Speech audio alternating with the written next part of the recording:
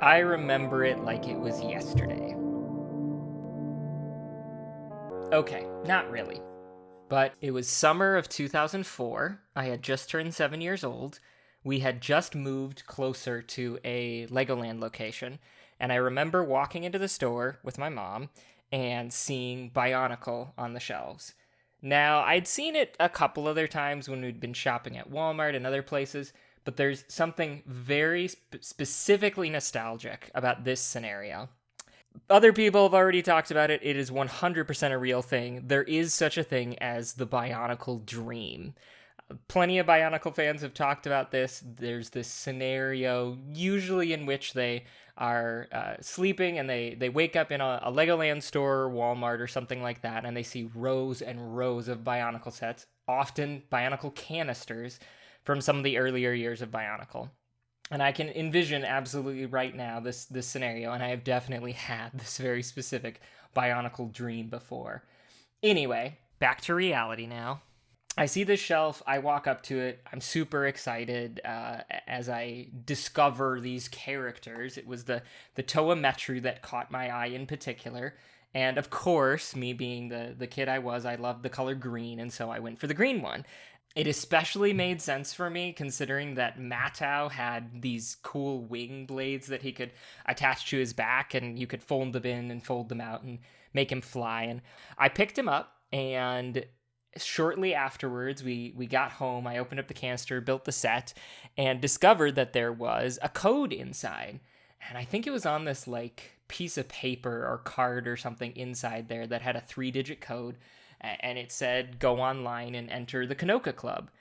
Now, I had had a little bit of experience with the internet by that age, but back then, for the most part, kids didn't have their own individual computers by then. So I asked my mom if we could go on the Bionicle website and enter in the code, and I was introduced to a whole series of incredible things with the website. They had videos showing off the characters, they had a game that I later discovered. But it wasn't until later that year, I can't remember the exact time, it was, I think, probably November or December, I had received a gift, I think it was a Christmas gift from a friend, of one of the Bionicle books.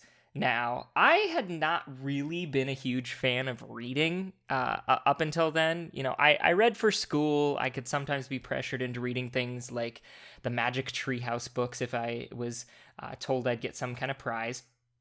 But this book in particular was very different. It was the 5th book of the Bionicle Adventure series, Voyage of Fear. So this book mostly remained untouched for a few weeks. There was a new friend that I had made in the area, and he had a bunch of Bionicle sets. We had fallen in love with Bionicle kind of together at the same time. We had both started buying the Metru sets around the same time, and he had given me this book. And there was a point where I think he and his dad were out of town, but my mom had to run errands, and so she dropped me off at my friend's house. His mom was there and watched me, and she kind of just let me do my own thing. I went into their living room, played with Bionicles for a bit, and then I remembered the book. And I thought to myself, okay, I really want to understand like the story behind this. I want to know the characters' names and what they do. At that time, Matau to me had just been the green one. And so I picked up the book and shockingly blasted through it. It was unlike any other experience reading that I ever really had, where I couldn't put it down. I read through probably about the first third of the book over the course of about an hour. I was still a young reader at the time and was still getting used to speed reading, so I wasn't particularly quick, but I was super enthralled by this story that was being told. And when my mom came to get me, it was probably about like 4 or 5 p.m. at this point. I got home and I kept reading it, in fact, into the night. I'm sure my dad remembers at this point. There was a time when we lived in an apartment building, and I had this room. It was like kind of like a little office right after you entered, that I would sometimes sleep in so that I could stay up a little later than my brother, who I usually shared a room with. And I had this flashlight that I had gotten as another present, I think earlier in that year, and I used it to read this book probably till 11 or midnight, which for me at the time as a 7-year-old was pretty late. And I finished the book, and I was so sucked in. I wanted more. I asked my dad, I think the very next day, if we could get more books from the library. I hadn't really realized that book 5 was the one that I was reading, so I was very confused about some of the characters' historical events that had happened. And most confusingly was that at the very beginning of the book, there were different characters that didn't really show up in the rest of the book. I would later discover that Bionicle Adventures was a prequel of sorts, and the second series. So, needless to say, I was completely enthralled by the story, and later on I found that there was this song on the Bionicle website, of all places, that had like this music video going along with it. Some of you probably are familiar with it. For those of you who are not, it was called Hero. And it really encapsulates what the Bionicle story is about. It's about what it means to be a hero. Now, for those of you who haven't experienced the Bionicle story yet, it might sound a little simplistic, but I can assure you that Bionicle has one of the most in-depth, most creative, most mature stories for a children's series ever. The characters are absolutely fascinating. There are villains that are incredibly clever, and it's not just as simple as, okay, there's good guys and there's bad guys. The good guys, work to figure out a way to beat the bad guys, the end. There's a lot more depth to it. There are several different factions throughout the Bionicle story. Characters like the Dark Hunters. There are Rahi. There are Borak. There are the Hand of Artaka. There's the Order of Matanuian. There are just several different groups that all come together to create this story. Some of them are very clearly evil. The Toa are what it means to be good and to be a hero, and they're meant to be the example to the audience. But there are also several other kind of in-between gray factions. And there's even points in the story where the good guys have to temporarily work alongside one of these gray factions or the bad guys in order to accomplish their mission. And on the flip side of that, both the villains and the good guys often will be crafty enough to let the other side do something for them in order to achieve their goals. Let's say there's a mask or a Kanoka disc or something that needs to be collected. The other side will let their opposing force get this and then steal it from them, or let them think they've won in order to further their own gains. For those of you who really like stories that involve elemental powers, like Full Metal Alchemist and Avatar: The Last Airbender, there is lots of really creative combat in these stories that use the elemental powers of fire, ice, water, etc. Just a bit of a taste of that is, for example, there might be a situation where a toe of fire will drain the heat out of the air, draw it into himself, and cause things around him to freeze. It makes for really interesting story elements. So, the Bionicle story isn't always the easiest to follow.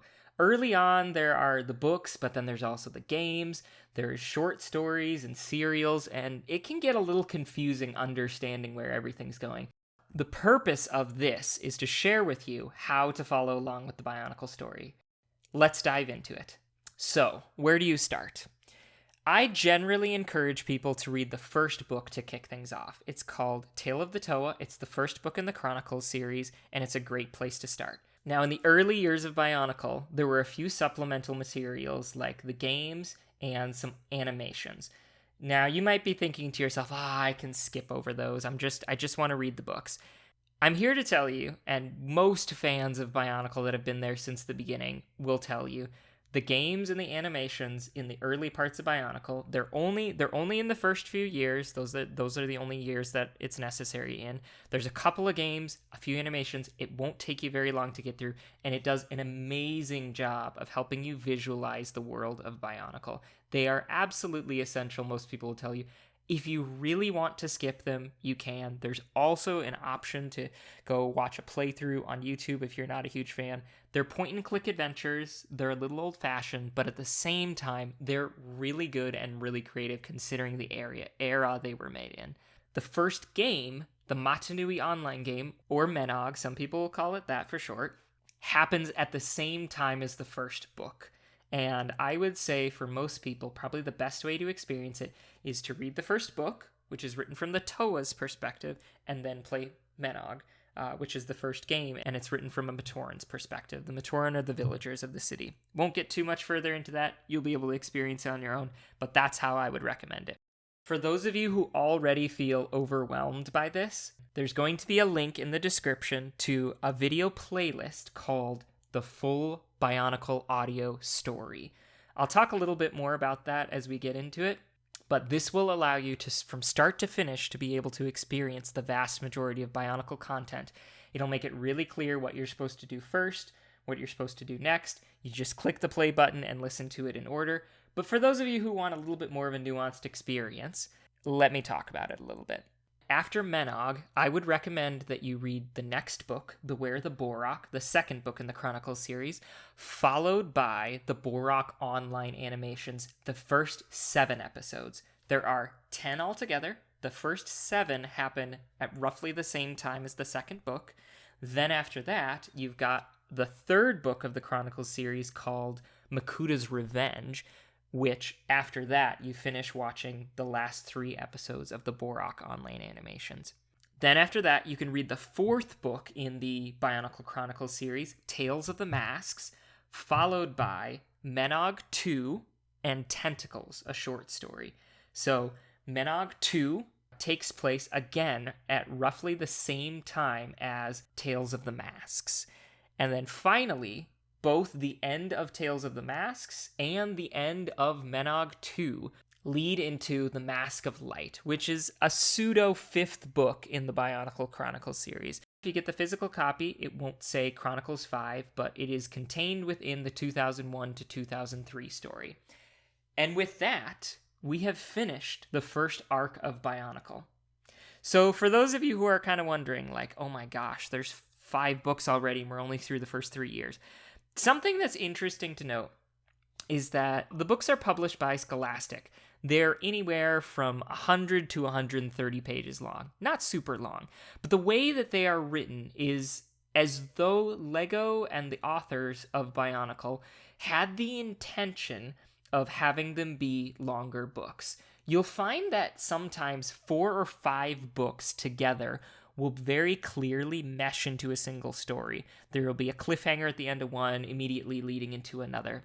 And my thought for this is that they had originally planned on having multiple books be combined into one. But because of the nature of Scholastic books, they tend to release children's books. They have probably a limit on how many pages you can have in an individual book and still have it be called a children's chapter book.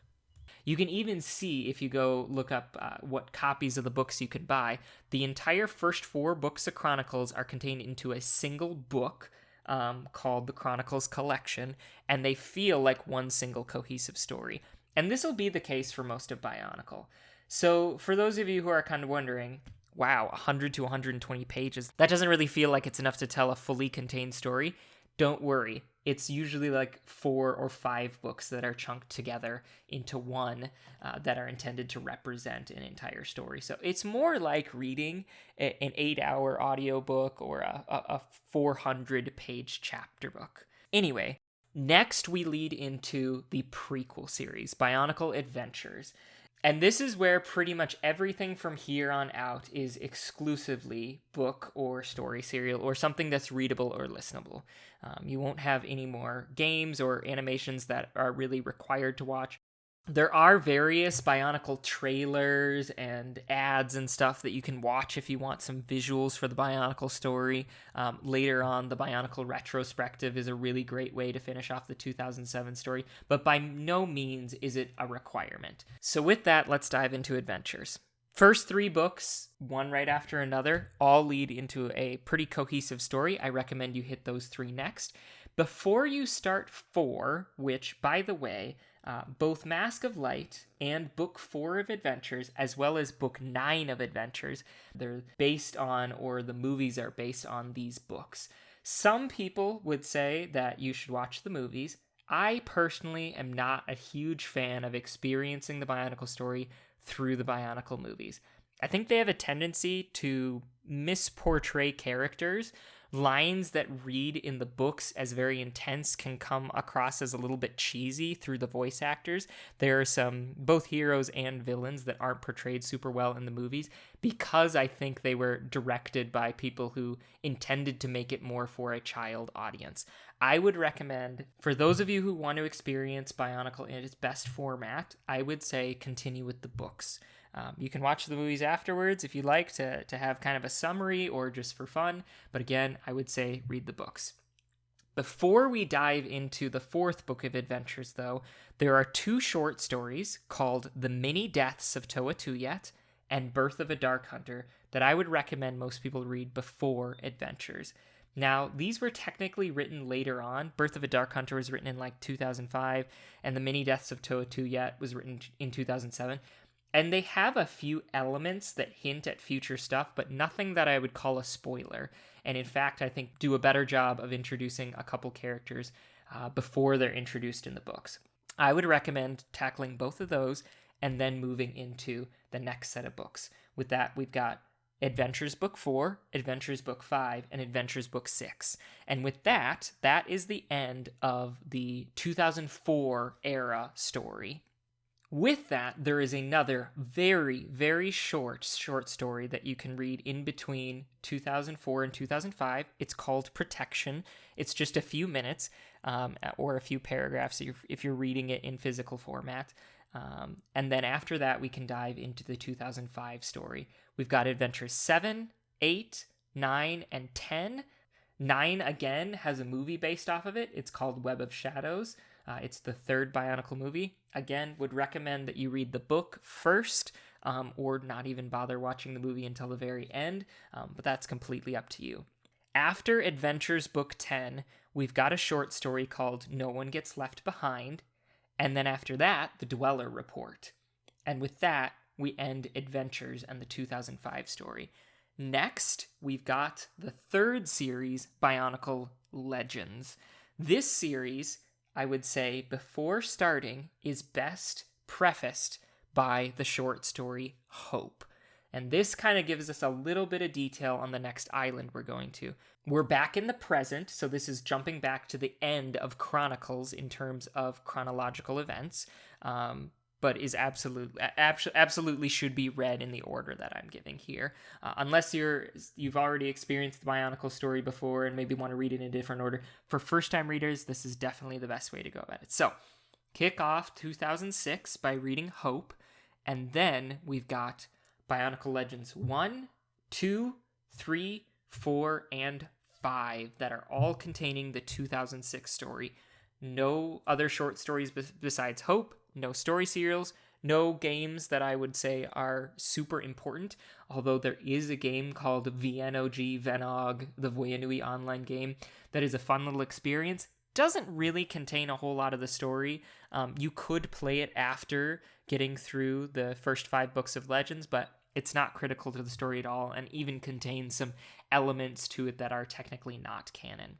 Then after that, we've got the 2007 story. And this is where things get a little bit more complicated. So it was around this time that the internet really blew up, and LEGO did a really good job of incorporating online tie-ins to their stories. So there are 3 books that take place in the 2007 story, Legends 6, 7, and 8. However, I would recommend you diving into the first of the story serials. What are the story serials? You may have heard of people talking about them before. As we continued down the Bionicle story, there were continuous characters added in throughout the many years. At this point, we've got tons of sets, tons of characters. Some of them have been introduced in books that don't actually have toys to go with them. And Greg Farshidy came along and decided to incorporate them into supplemental material because generally LEGO wanted the books to focus on the toys of that year. So for example, 2007 had the Toamari and the Baraki, so they wanted those characters to be primarily in the books. But we've got characters from past years that, didn't get killed that are still relevant. And in any good story, you're not just going to drop your entire cast every year or 2 or 3. So Greg incorporated these characters into story serials, and they take place generally at the same time as the books, but they're happening in a different place, and sometimes it will intertwine with the books themselves. The first 3 story serials are the Packy Nuva blog, Dreams of Destruction, and Into the Darkness. Now, Into the Darkness, along with a few others later down the line, there's always one of a group of 3 that's done as a podcast read out loud by Greg Farshty. So those ones will be included in the playlist that I mentioned previously. You'll get to hear Greg Farshty reading them. And as for the other 2, they're going to be narrated by other members of our community that will be included in there. So once again, you've got the Packy Nuva blog, Dreams of Destruction, and Into the Darkness. I would recommend reading these interspersed with the first 3 books. I wouldn't wait until the end. You don't necessarily have to read them before the first book, that you don't necessarily need to have to read it before City of the Lost, Legends number 6. They take place at the same time. They've got some characters that cross over, but predominantly take place outside the story of those 3 books. So mixed in with Legends 6, 7, and 8, you have wrapped up the 2007 story. Now, we get into 2008, which is by far the beefiest year out of all of them. This year, we've got 3 books, but also a lot of short stories and story serials. So we've got Legends 9, 10, and 11. We've got The Kingdom, which is a short story that takes place in an alternate universe. And then we've got The Mutran Chronicles, Brothers in Arms, Federation of Fear, Dwellers in Darkness, Dark Mirror, and Destiny War. Those last 2 being the podcast versions that are read by Greg Farshty. And that's the 2008 story. For those of you who aren't totally certain or not keeping up in what order these are in, the order that I recommend is going to be included in that playlist. They'll all be in the correct order. Then we finally move into the final chunk of our story. 2009 and 2010 are kind of a combo meal. They are told through the story of 4 books, 3 story serials, and a short story. The other thing to note about the final couple years of Bionicle is that there were some books that were never released in a physical paperback format. Again, for those of you who are interested, there are ways to view them online, or you can listen to our audiobooks. The order that I most recommend people experience it in is The Crossing, which is again a book that was not released officially in paperback format, Raid on Volcanus, The Legend Reborn, which got turned into the 4th and final Bionicle movie. Again, I would recommend reading the book rather than watching the movie the first time around.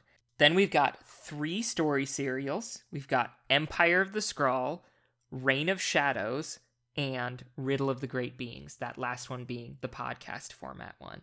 Then finally, we've got 2010, which is very short and sweet.